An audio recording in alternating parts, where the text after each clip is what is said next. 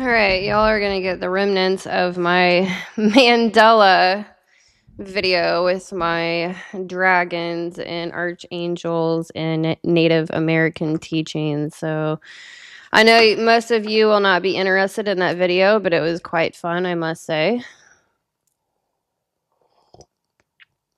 And I'm continuing on. This is Heather here with Underwater Panther. And I am continuing on with the masculine and feminine video series here on my YouTube channel.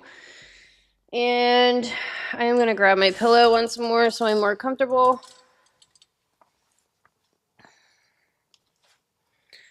I like to sit Indian style in my desk lately. It is much fun. Of course, I've got to scoot my chair up. Oh, shoot. All right. Now I'm comfy. Okay, so this is the continuation of my masculine and feminine series here on YouTube, and this is not going to be tailored to Aquarians or INTJs per se. This is going to be a more generalized video because it does need to be hammered down. So this is a video on when men play the victim, the hidden cost of repressed feminine. So I'm all for triggering everyone, right? That's why we're here. So this is a deep dive into integration, polarity, and emotional maturity. What if the real reason so many men feel lost, bitter, or unseen isn't because society hates men, but because they've been taught to hate half of themselves? I was actually coming up with this video earlier. I won't even tell you. I just have like streaks of flashes of, oh my gosh, like connecting things together. It was a shower moment. So anyways, we hear it all the time. It's so hard being a man. No one appreciates providers anymore. But underneath that sentence hides something deeper. It isn't strength speaking, it's pain. It's the voice of a repressed feminine energy trying to be heard through frustration. Don't worry, I'm going to get to the feminine side as well. When you, as in the repressed masculine for the females. So both of you can be triggered. When you repress empathy, vulnerability, or emotional expression long enough, it doesn't disappear. It mutates into self-pity, defensiveness, or resentment. And what begins as no one understands men often becomes women are the problem. But the truth is, the problem isn't women. The problem is disconnection from your inner feminine. So the psychology of the male victim. Most men aren't born emotionally numb. They're trained into it. From early childhood, they hear, don't cry, be tough, man up. So instead of learning how to feel, they learn how to perform. But every human, male or female, contains both masculine and feminine energies. The masculine governs structure, focus, and protection. The feminine governs empathy, intuition, and receptivity. When half of that system is exiled, the psyche compensates through distortion. So we have distortion pattern 1 is the martyr masculinity. That's when you hear, I sacrifice everything and no one cares. This isn't strength, it's suppressed tenderness weaponized. It's the unacknowledged need for appreciation that can't be spoken directly, so it leaks as guilt and blame. Distortion pattern 2, entitled empathy. I want you to understand me, but I won't understand you. Because the inner feminine emotional literacy is repressed, empathy becomes one-sided. Distortion pattern 3, competitive suffering. My pain matters more. This is masculine energy trapped in a scarcity mindset, believing compassion is a limited resource. When we repress the feminine, we don't stop being emotional. We just lose conscious access to emotion. The result is self-victimization disguised as pride. How it forms neurologically. When men suppress emotion, the amygdala, the emotion center, stays activated, but the prefrontal cortex, logic, and empathy can't process the feeling. The constant internal tension between chronic stress, which manifests as anger, numbness, or over control. Science and spirituality. Neuroscience shows emotional suppression increases cortisol and cardiovascular risk. Spiritually, this mirrors the myth of the wounded warrior, fighting everyone but never healing himself. When a man finally admits his sadness, shame, or fear, he doesn't become weak, he becomes integrated. The feminine energy within. The feminine isn't softness alone, it's presence, empathy, and receptivity. It's the ability to hold space for emotion without collapsing. Men need this just as much as women do. When the feminine is repressed, relationships feel transactional, intimacy feels unsafe, compassion feels like humiliation. When it's integrated, vulnerability becomes power, emotional honesty deepens attraction, and self-respect replaces self-pity. Example, a man says no one cares about men anymore. Integrated response, what I really mean is I feel unseen and I miss being valued. That single translation turns complaint into connection. The healthy masculine response. Healthy masculine energy protects, provides, and leads, but not from superiority. It leads from service and self-respect. When integrated, masculine meets integrated feminine within. Responsibility no longer equals martyrdom. Leadership includes empathy. Strength coexists with sensitivity. To cultivate this balance, name emotions instead of masking them. Pause before reacting and ask, what fear is this protecting? Create with purpose, not ego. Build to uplift, not to prove. Listen actively. Empathy is the most masculine skill when rooted in grounded presence. Mirror to society. Collectively, many cultures glorify the outer masculine, achievement, and dominance, and ridicule the inner feminine, empathy, and intuition. So men and women end up mirroring each other's wounds. Men feel unseen, and women feel unheard, and no one feels safe. But healing begins when both polarities evolve together. The masculine learns to feel without losing direction. The feminine learns to express without losing boundaries. Together they create mutual empathy, not gender wars. Practical integration. Practice 1, the mirror dialogue. When you feel defensive, say, part of me feels unheard. Then ask yourself, when have I failed to listen? Practice number 2, body presence. Anger lives in the chest, sadness in the throat. Breathe into those areas instead of intellectualizing them. Practice 3, reparenting the inner feminine. Allow moments of stillness, beauty, and creativity without guilt. Write, cook, paint, sit in silence. Sit in silence and reflect, which is absolutely impossible for these types of people. They just run from one thing to the next. These awaken receptivity. Reframe in closing. It's not hard being a man, it's hard being unintegrated. Once the feminine energy inside men is healed, victimhood disappears. Because empathy returns, connection returns. The war between genders dissolve into mutual understanding. True masculine power isn't domination or withdrawal, it's presence. And presence is born when a man can hold his own feelings as confidently as he holds the world. My strength is not in being stoic, it's in being whole. All right, so that was when men play the victim, the hidden cost of repressed feminine energy. And now I'm going to go straight up into when women overgive, the hidden cost of repressed masculine energy. I'm going to take a drink first. A dive into emotional boundaries, self-worth, and integration. What if the reason so many women feel drained, anxious, and heartbroken isn't because they loved too much, but because they try to love without boundaries?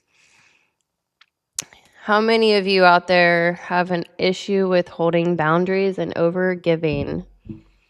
I would love to know. You've probably heard the story, the woman who gives endlessly, forgives endlessly, waits endlessly, and ends up resenting the very person she tried to save.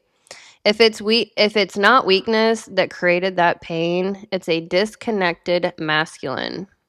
When the inner masculine, the part of you that sets standards, enforces limits, and protects your energy, is repressed, the feminine becomes overextended. It loves without discernment, nurtures without rest, and mistakes control for care. The result, exhaustion and bitterness, and a pattern of attracting people who take more than they give. The root of overgiving. Many women are raised to equate love with sacrifice. You're taught that being good means being endlessly patient, forgiving, and available. But that belief trains the nervous system to find safety in pleasing rather than boundaries. Distortion pattern 1, the fixer. If I heal him, he'll love me. That's not nurturing. It's a disguised form of control born from fear of abandonment. Distortion pattern number 2, the savior. If I give enough, he'll change. That's the wounded feminine trying to earn love that should be given freely. Distortion pattern number 3, the martyr. I'll just handle it all. I don't need anything. That's the repressed masculine refusing to enforce standards because asking for more feels unsafe. The unintegrated feminine believes love must be earned. The integrated feminine knows love is reciprocal. The psychology of energetic burnout. When you overgive without boundaries, the body goes into survival mode. The brain releases cortisol, the body tenses, and your nervous system stays locked into hypervigilance, constantly scanning for rejection or disapproval. This is why exhaustion in relationships feels so physical. It isn't just emotional. Your system is literally burning resources trying to stay safe. Science in spirit. Polyvagal theory shows chronic people-pleasing is a freeze or fawn response. Spiritually, this is the archetype of the self-sacrificing goddess. Divine energy misused as self-erasure. The lost masculine within. The masculine within every woman provides structure, direction, and protection. When it's repressed, you lose self-trust. You start outsourcing safety to relationships, partners, or validation. Without inner masculine energy, boundaries feel mean. Standards feel like demands. Saying no feels like rejection.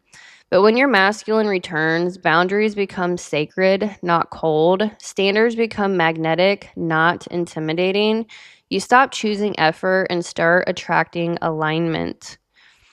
Example, the old pattern says, if I give more, they'll value me. The integrated pattern says, if I value me, they'll rise or fall away. Integrated practices. Practice 1, the enough audit. Write down everything in life you say yes out of guilt. Next to each, write, does this nourish me or drain me? Practice 2, the standard reframe. List 3 ways you'd treat someone you deeply love. Now apply that same treatment to yourself for a week. Practice number 3, the energy check-in. Before giving, pause and ask, am I offering this from abundance or from fear? The mirror between feminine and masculine wounds. Repressed masculine energy in women mirrors repressed feminine energy in men.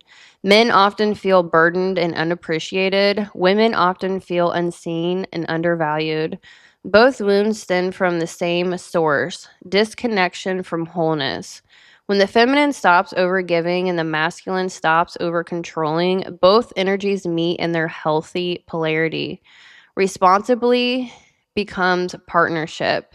Empathy becomes mutual. Love becomes freedom, not debt. Integration means no longer being the rescuer or the victim, but the conscious creator of your emotional experience. Healing the feminine's relationship with power. Power has been distorted to mean dominance or control, but true power, especially in the feminine, is energetic sovereignty. Knowing you can choose, walk away, and remain whole. Healthy power doesn't chase, compete, or prove. It radiates, it decides, and it allows. When women reconnect to that power, resentment toward men dissolves. Because now she isn't waiting to be protected, she already is protected by her own alignment. Practical examples. Unintegrated reaction. He doesn't text me back. I'll show him I don't care.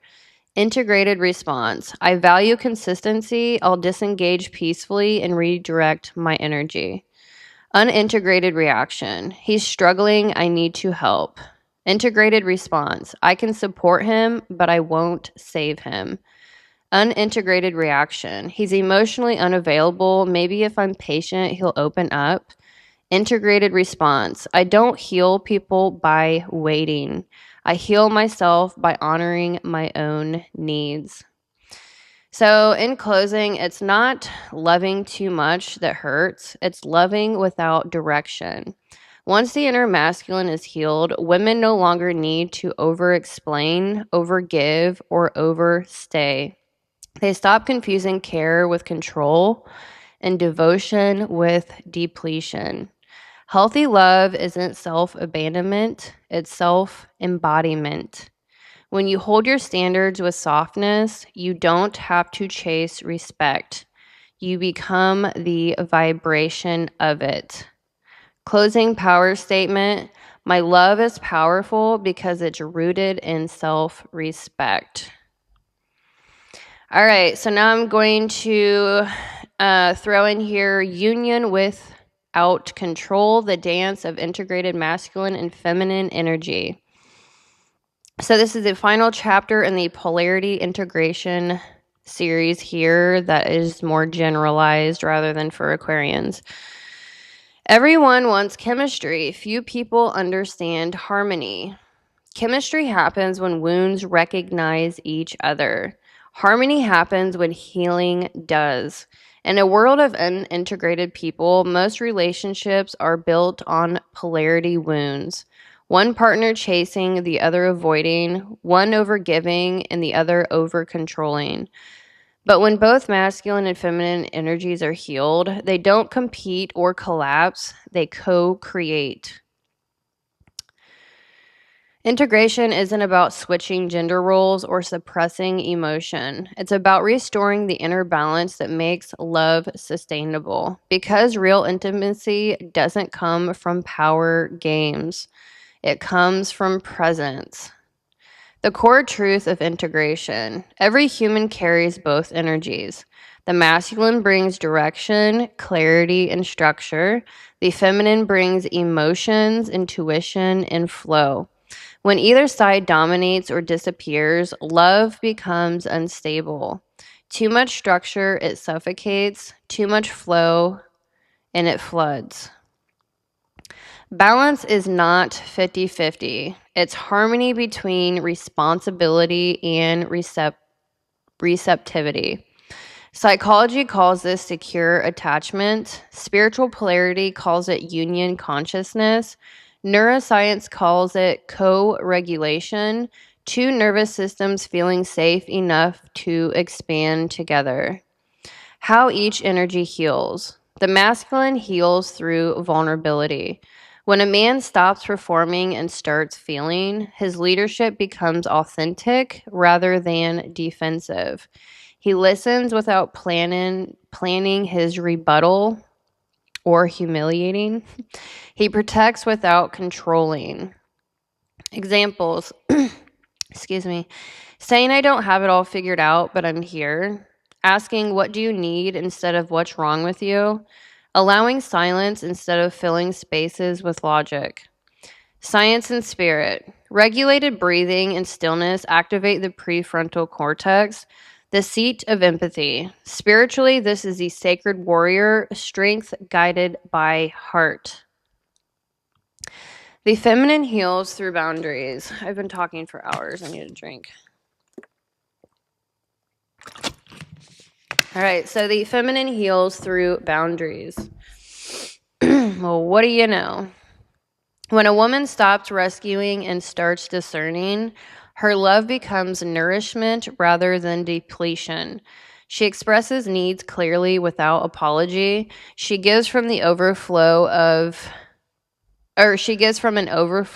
not emptiness. Example, saying I love you, but I won't chase you. Choosing space instead of silent punishment. Listening to intuition instead of fear of loss. Science and spirit. Boundary setting lowers stress hormones and builds oxytocin trust cycles. Spiritually, this is the sovereign queen, compassion with a crown. When integration meets integration, both energies are mature. Arguments turn into problem solving. Vulnerability turns into intimacy, not manipulation. Attraction grows deeper with safety, not chaos. Dialogue example. Masculine, I feel defensive right now. Give me a minute to breathe. Feminine, thank you for telling me. I'll hold space while you are grounded. This co-regulation, both staying connected while honoring personal space. Integrated polarity feels like calm magnetism. It's not fireworks, it's a steady flame. The 4 pillars of conscious partnership. Number 1, self-awareness. Know your triggers before blaming. Communication, speak needs directly, not through hints or withdrawal. Emotional regulation, feel before reacting, pause before projecting. Shared vision, co-create a purpose better than ego validation. 2 whole people build, 2 wounded people bond over pain. Science and spirit.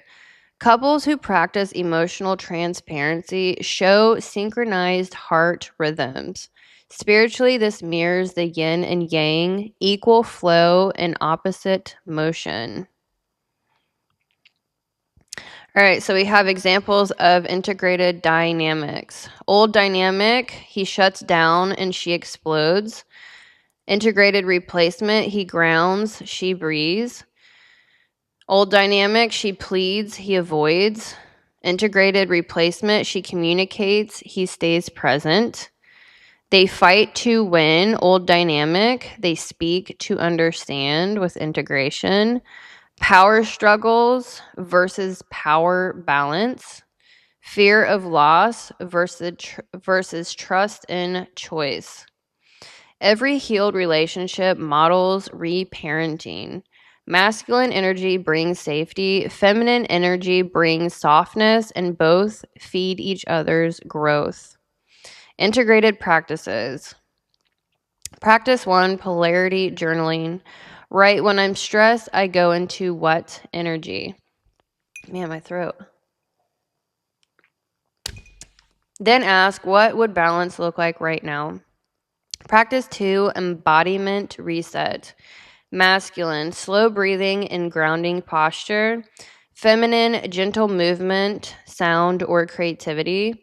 Do both daily, structure and flow. And practice 3, the 3-minute connection. Each partner takes 90 seconds to speak without interruption. The other only mirrors back what they heard. This trains empathy and emotional containment. What integrated love feels like. It feels peaceful, not boring. It feels honest, not harsh.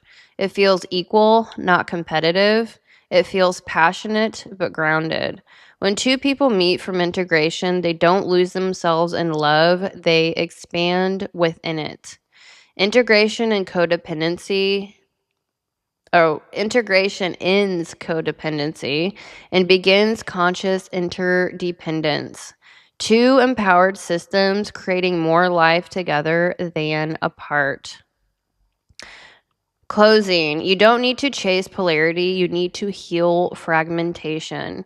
When the masculine stops fearing emotion and the feminine stops fearing power, the battle of the sexes end. What remains is the human journey towards wholeness. Love in its highest form is not need, it's recognition. It's looking at another soul and saying, I see you, the balance I have found within me. Closing power statement. I no longer seek completion in someone else. I meet them from completion within myself.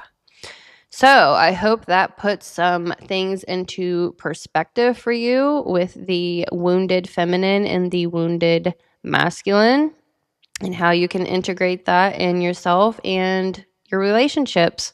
Anyways, like and subscribe. Check out my free ebooks. There's 5 available for the first 11 downloads.